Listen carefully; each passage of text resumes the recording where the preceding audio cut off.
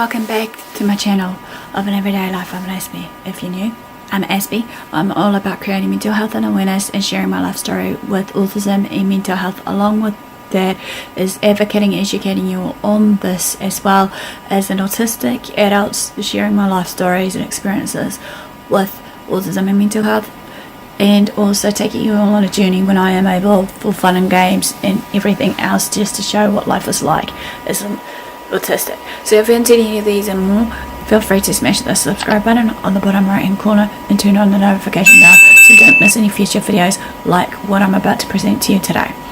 So if you've been following me right now, at this point of time I'm trying to do as many series as I can, as I shared with you all, based on ableism, because I feel that this is one of the many topics that needs to be shared because it's not clearly been shared.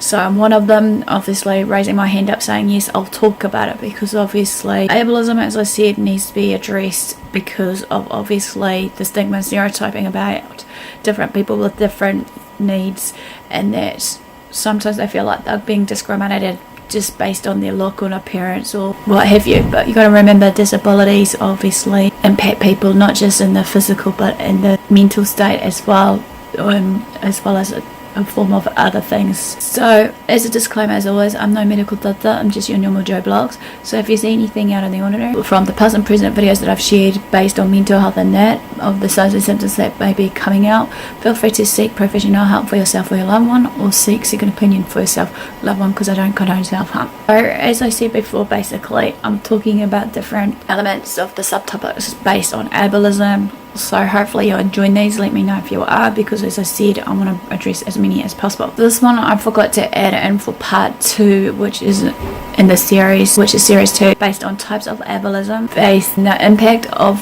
them, as well as what can we do to actually stop ableism, or what can be done. So these are just a few types of ableism and I'm about to share with you all today that you may have heard of or not heard of. But again, you need to stop this one way or another, because as I said, it's a form of stereotyping and stigmatizing people, and it's damaging different people from all walks of life, disabled or not. So let's just take a quick brief look at some that I've researched. The first one is the super crip. They are known to able to overcome every obstacle and never complains about anything, apparently. They also serve to make others feel good about themselves. Piano West student helps football team despite cerebral palsy. Obviously it was a story headline, and the impact on this is the low expectations and pity view of disability as a bad thing.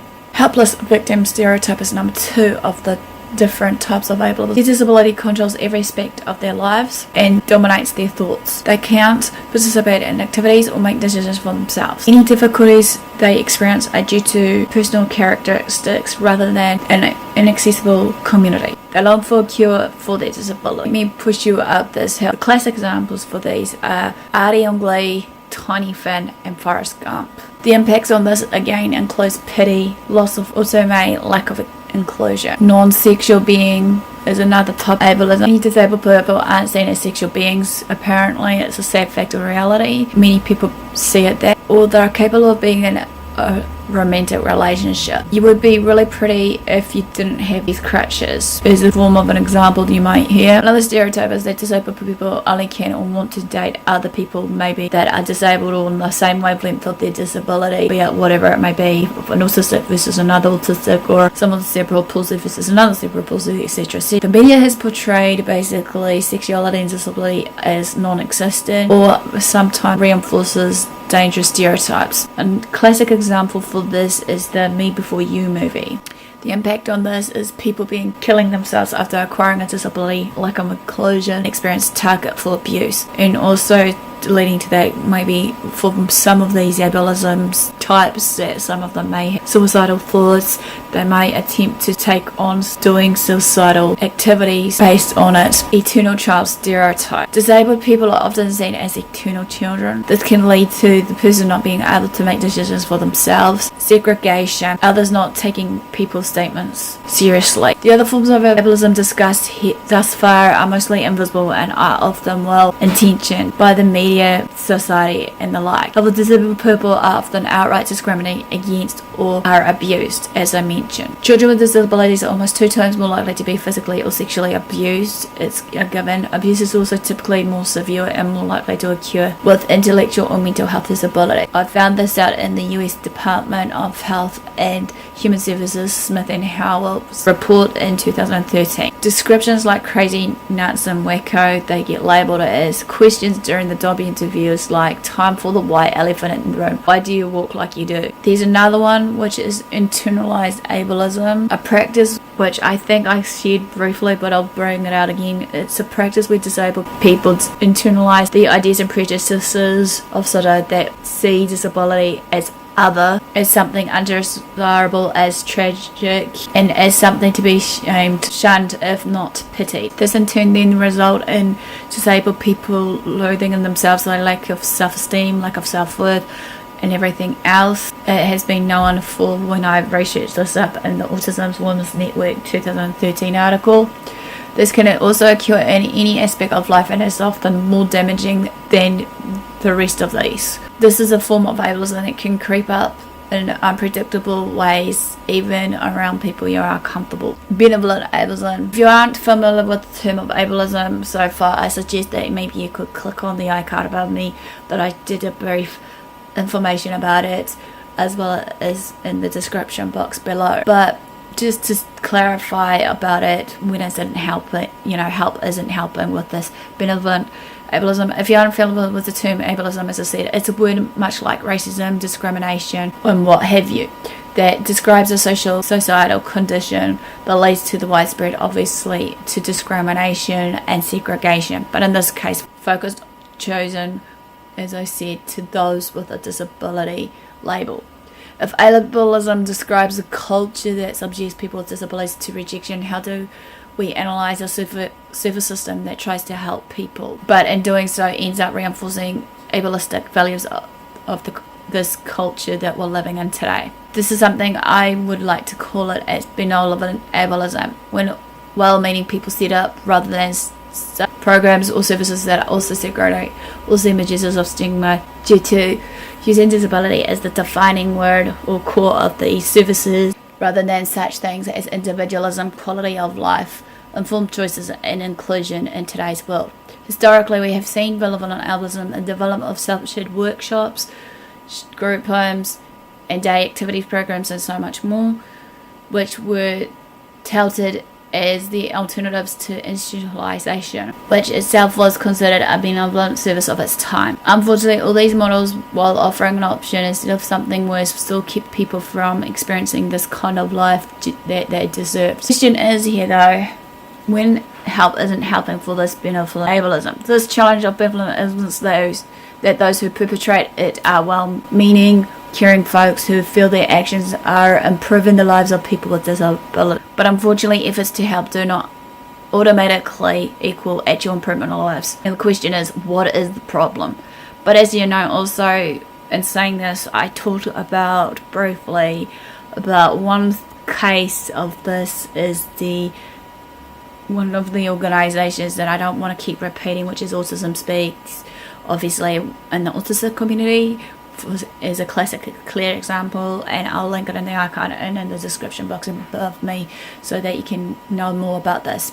So number one, helpers have more power than their recipients. Those who help hold all the cards is disability service professionals, and those in need and support manage the funding, call the shots, and make the rules. Obviously, classic example, as I shared, Autism Speaks. Number two, helping programs arise from prevailing disability service foundation. Various disability service models have come in vogue over the years, and what's popular often determines what form of help will be taken. Sometimes what's popular has been poorly researched, if studied at all, from people of the researchers and scientists and anyone in the medical field, however, and to not be held to any level of accountability. For example, studies have produced no evidence that the time spent in sheltered workshops help the employability of people with disabilities. In fact, the opposite is true. Number three, helpers can succumb to a rescue mentality. Those who help, regardless of how well intentioned their motives are or actions are, can easily take on the role as savior or a helper and protector against all others. This actually dampens their ability to hear genuine criticism, insulates their approach, and at the same time places the people being assisted as helpless without their rescuer. The rescuer will often have the individual being helps followed a path that leads to dependency rather than self-sufficiency. And the benevolent ableism is often the root of what is keeping those who manage models that segregate and isolate people with disability from changing what is obsolete. The rescue mentality, the resistance to innovation, and the self-serving we know what's best mentality is ultimately preventing people with disabilities from more individualized supports that could lead to more inclusive lives in the community. The issues that disability community continues to face today are as follows, basically. And what are some of the issues that could benefit from advocacy work is, while the Americans obviously disability has compiled a lot, there's still a lot of work to be done. As I mentioned briefly, that the Disability Act came into force in America in 1990. Employment, only 5% of disabled people with a BA or higher are working in the US. Non-disabled workers are 3 times more likely to be employed than disabled employers.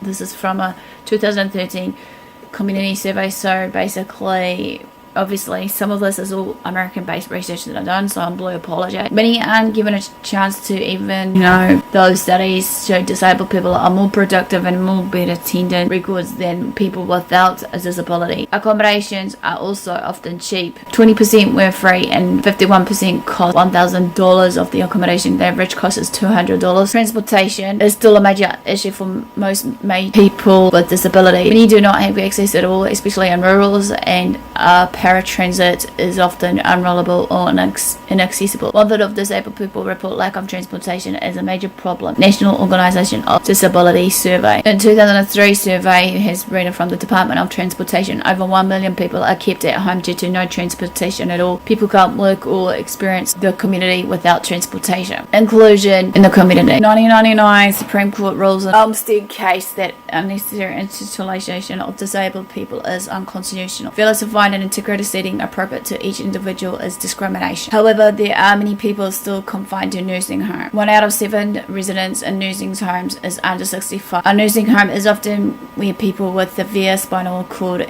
injuries and TBIs are placed. People with mental health conditions and invisible disabilities are often having difficulty finding inclusion also. Vast parts of the internet are often inaccessible to disabled people. The question is basically, what can you do about it? So basically, very brief introduction. Disability history again is 350 BC. Aristotle obviously was those born deaf became senseless and incapable of reason. 1793 mentally ill in Paris. Islam unchained. Some had been chained for many years, for the over 30 years. Similar things still occur in many countries today, however. Ruled like 1907 Indiana enacts a full sterilization law for confirmed idiots, imbeciles, and rapists. 24 states enact similar laws today. Still ruled constitutional in Buck versus Bell. Last known case happened in 1981. 1930s, around 200,000 disabled people are known as the unworthy were killed